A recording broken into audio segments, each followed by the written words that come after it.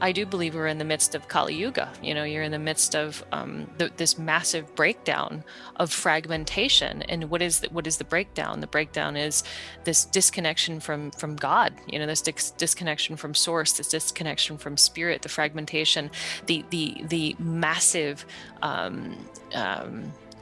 focus of ego, the energy in the ego, and that disconnection. People can say, well, that's the negative life force, because the ego can never be fed fully, right? Like, it's always hungry, it's always needing more, needing more, needing more. And that seems to be where we're at. And if you can't feed the ego, then what do? Well, if you can't feed the ego properly, what's next? Well, let's start editing genes. Let's and not look at the morality issue, not look at what the life force issue, not look at the yin wisdom that is there. Let's be over scientific. Let's be so scientific that we have no concept again of what morality is.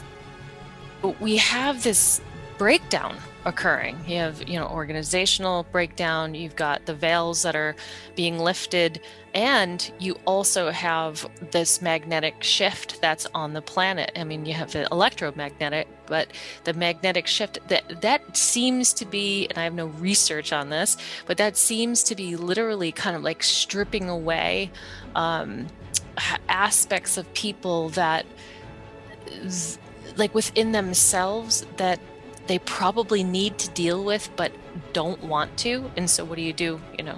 You run to the ego even harder. So you're starting to see some really kooky behavior on behalf of people.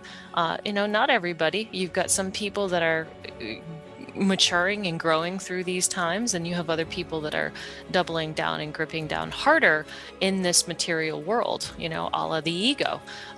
So you've got both, like you said, and at the same time, it's perfect, because if we didn't have this, then the wake up would be a lot slower. And it seems to me that these planetary changes are happening more rapidly. They're happening and with greater intensity. And that's just part of this whole process right now.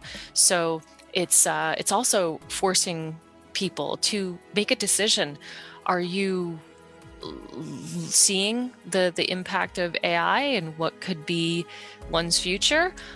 What does it mean to have an mRNA vaccine? What does it mean to be able to heal oneself of a disease or being sick, or to use more natural remedies? So so much has happened in the last year that it's almost like seeing, where do people sit?